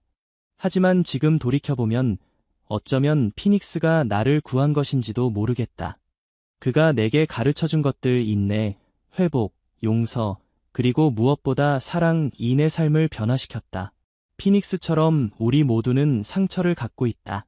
하지만 그 상처가 우리의 끝이 아니라 새로운 시작이 될 수 있다는 것을 그가 증명해 주었다. 시간은 계속 흘렀고 피닉스 농장은 점점 더 유명해졌다. 전국에서 사람들이 찾아왔고 심지어 해외에서도 방문객이 늘어났다. 지훈은 농장을 확장하여 더 많은 말들을 받아들였다. 각각의 말들은 저마다의 상처와 이야기를 갖고 있었지만 피닉스의 이야기는 언제나 특별했다. 도연은 정기적으로 농장을 방문하며 말들의 재활을 도왔다. 그는 과거의 잘못을 씻기 위해 끊임없이 노력했고 점차 자신을 용서하는 법을 배워갔다. 도연과 지훈은 깊은 우정을 쌓았고 함께 말 복지를 위한 캠페인을 시작했다. 피닉스가 아니었다면 나는 아직도 죄책감 속에 갇혀 있었을 거예요. 도연은 종종 말했다. 그가 나를 용서했다는 사실이 내게는 기적이에요. 박성진, 피닉스의 이전 소유주도 변했다. 처음에는 피닉스의 성공을 인정하기 싫어했지만 점차 자신의 잘못을 깨닫기 시작했다. 어느 날 그는 농장을 찾아와 지훈과 도현, 그리고 피닉스 앞에서 사과했다. 내가 얼마나 잘못된 생각을 했는지 이제야 알겠소. 말은 도구가 아니라 동반자라는 것을 너무 늦게 깨달았네요. 지훈은 용서의 손을 내밀었고 놀랍게도 피닉스도 성진에게 다가가 그의 손을 받아들였다. 그 순간 모든 상처가 치유되는 듯했다. 박성진은 그 후 자신의 말 사업 방식을 완전히 바꾸었다. 그는 말복지를 최우선으로 하는 훈련센터로 전환했고 지훈과 도연의 조언을 자주 구했다. 피닉스는 몇 번의 지구력 경주에 더 참가했지만 승리보다는 그 과정 자체를 즐기는 듯했다. 지훈은 피닉스가 경쟁에 대한 공포를 완전히 극복했다는 것을 알 수 있었다. 이제 달리는 것은 피닉스에게 고통이 아닌 기쁨이었다. 또한 피닉스는 특별한 재능을 보여주었다. 그는 상처 입은 다른 말들을 이해하고 안정시키는 능력이 있었다. 새로운 말이 농장에 왔을 때 피닉스는 항상 첫 번째로 다가가 친구가 되어주었다. 그것은 마치 자신의 경험을 통해 다른 말들의 아픔을 이해하는 것 같았다. 피닉스는 말치료사야. 민우 수의사는 웃으며 말했다. 내가 할 수 없는 일을 그가 해내지. 어느 겨울날 눈이 소복하게 내린 아침이었다. 지훈은 평소처럼 일찍 일어나 마구간으로 향했다. 그런데 피닉스의 마구간이 비어 있었다. 문은 닫혀 있었지만 말은 보이지 않았다. 지훈은 즉시 농장을 살펴보기 시작했다. 눈 위에는 말발굽 자국이 선명했다. 그는 자국을 따라 언덕을 올라갔다. 그리고 그곳에서 피닉스를 발견했다. 말은 언덕 꼭대기에 서서 떠오르는 태양을 바라보고 있었다. 아침 햇살이 그의 몸을 황금빛으로 물들이고 있었다. 지우는 그 모습이 너무 아름다워 한동안 말을 걸지 못했다. 여기서 뭐하니, 피닉스? 지훈이 마침내 물었다. 피닉스는 지훈을 향해 몸을 돌렸다. 그의 눈에는 지훈이 한 번도 보지 못한 빛이 있었다. 그것은 완전한 평화, 완전한 자유의 빛이었다. 지훈은 갑자기 깨달았다. 피닉스는 더 이상 그의 도움이 필요하지 않았다. 모든 상처를 이겨내고 완전한 회복을 이룬 것이다. 지훈의 눈에 눈물이 고였다. 내가 여기까지 올 줄 몰랐어, 피닉스. 정말 자랑스럽다. 그날 이후 피닉스와 지훈의 관계는 미묘하게 변했다. 그것은 더 이상 구원자와 구원받은 자의 관계가 아니었다. 그들은 진정한 동반자가 되었다. 피닉스는 자유롭게 농장을 돌아다녔고 언제든 원할 때 지훈 곁으로 돌아왔다. 봄이 되자 지훈은 피닉스 농장에서 특별한 이벤트를 계획했다. 불사조의 날이라 이름 붙인 이 행사는 상처에서 회복된 모든 존재를 축하하는 날이었다. 농장의 모든 말들과 직원들, 그리고 수많은 방문객들이 함께했다. 행사의 하이라이트는 피닉스의 이야기를 담은 다큐멘터리 상영이었다. 지훈, 도현, 민우, 심지어 박성진까지 모두 인터뷰에 참여했다.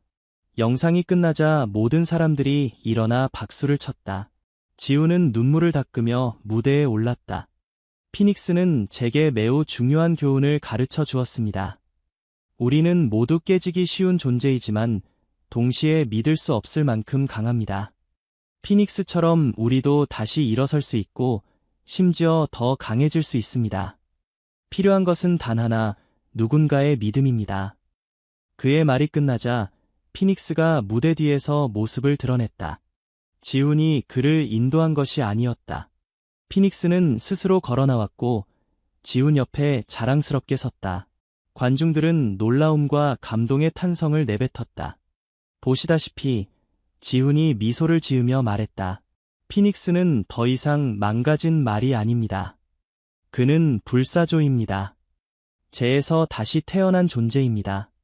그날 밤 행사가 끝나고 모든 방문객들이 떠난 후 지훈은 피닉스와 함께 달빛 아래 초원을 거닐었다. 달빛은 피닉스의 갈기를 은빛으로 물들였고 그의 움직임은 마치 물 위를 걷는 것처럼 우아했다.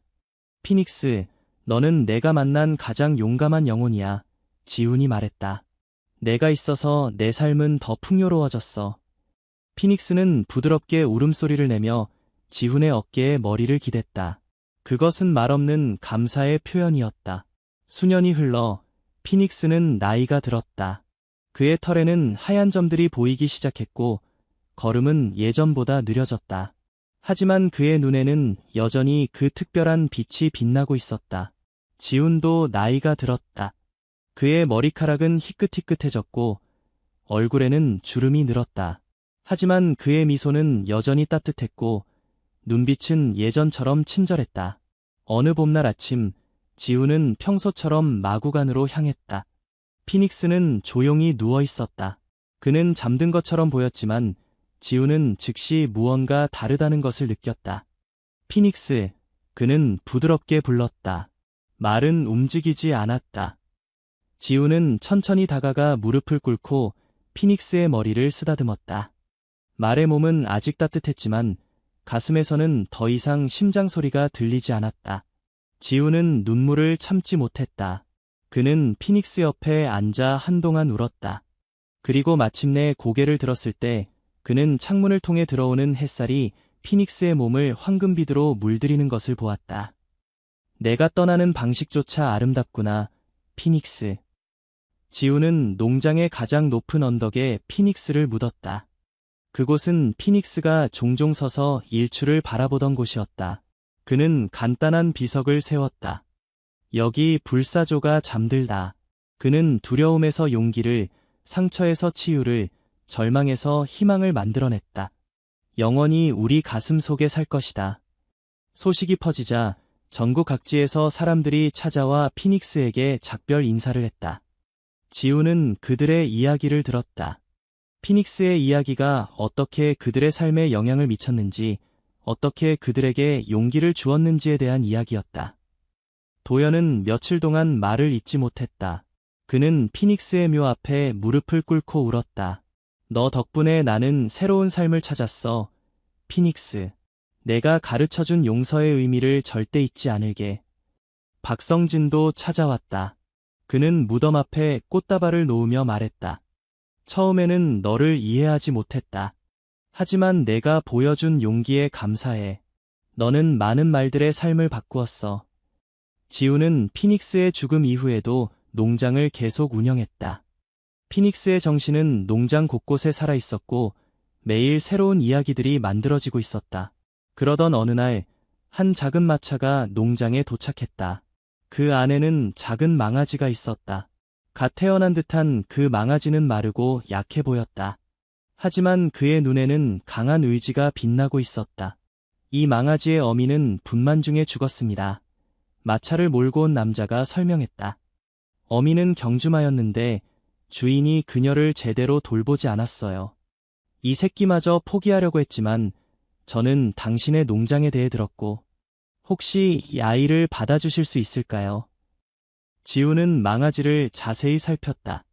작고 약해 보였지만 그 눈빛은 어딘가 익숙했다. 의지와 생명력이 넘치는 눈빛. 물론이죠. 저희가 돌볼게요. 남자가 떠난 후 지우는 망아지를 피닉스의 옛 마구간으로 데려갔다. 그곳은 피닉스가 죽은 이후 비어 있었다.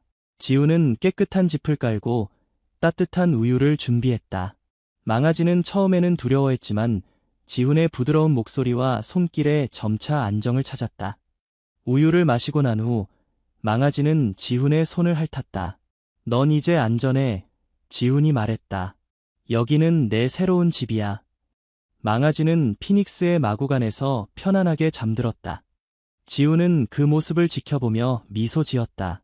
피닉스, 내가 이 아이를 보내준 것 같아. 또 다른 불사조를 위해. 그날 밤, 지훈은 오랜만에 평화로운 잠을 잤다. 그의 꿈속에서 피닉스는 초원을 달리고 있었다. 자유롭고 행복하게. 그리고 이제 작은 망아지도 그와 함께 뛰고 있었다. 농장에는 새로운 이야기가 시작되고 있었다. 그리고 피닉스의 유산은 계속해서 이어질 것이다. 상처 입은 영혼들이 다시 일어서는 이야기, 사랑과 인내의 힘을 보여주는 이야기, 불사조처럼 재에서 다시 태어나는 이야기가. 지우는 새 망아지에게 이름을 지어주었다. 새벽이라고. 동이 틀 무렵 태어났다고 해서. 새벽은 놀라운 속도로 성장했다. 처음에는 약하고 불안정했지만 지훈의 보살핌 아래 점차 튼튼하고 자신감 있는 말로 변해갔다. 그리고 놀랍게도 새벽은 피닉스의 색깔과 비슷했다. 갈색 털의 검은 갈기, 그리고 하얀 반점이 이마에 있었다. 농장을 방문하는 사람들은 종종 물었다. 새벽이 피닉스의 자손인가요? 지우는 그저 미소를 지었다. 혈통으로는 아니지만 영혼으로는 그럴지도 모르죠. 세월이 흘러 지훈도 나이가 들어 농장 일을 하기 힘들어졌다.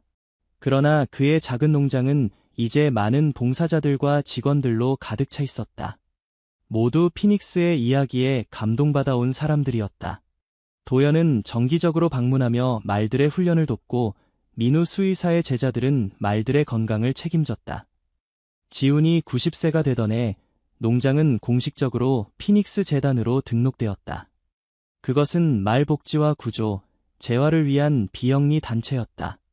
지훈은 재단의 명예회장이 되었지만 실질적인 운영은 젊은 세대에게 맡겼다. 그리고 어느 봄날 아침, 지훈은 자신의 방창문을 통해 언덕 위로 떠오르는 태양을 바라보았다.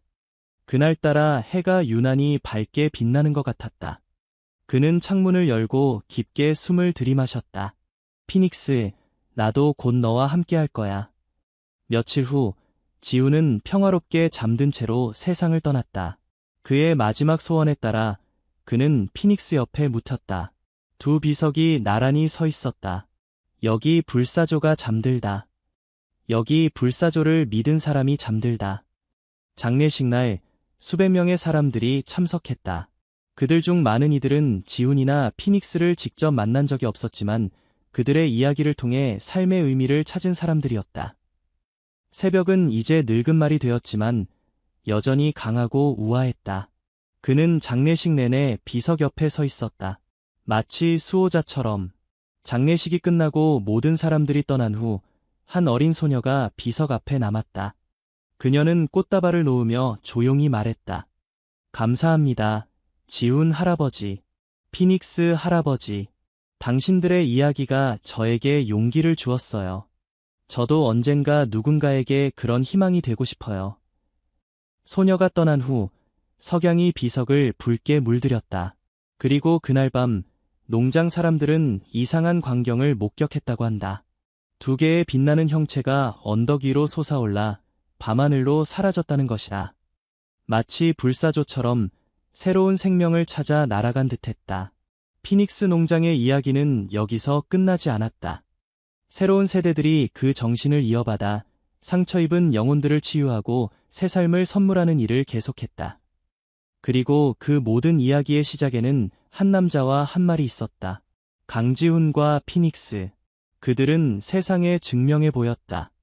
사랑과 인내, 그리고 무조건적인 믿음이 있다면 어떠한 상처도 치유될 수 있다는 것을.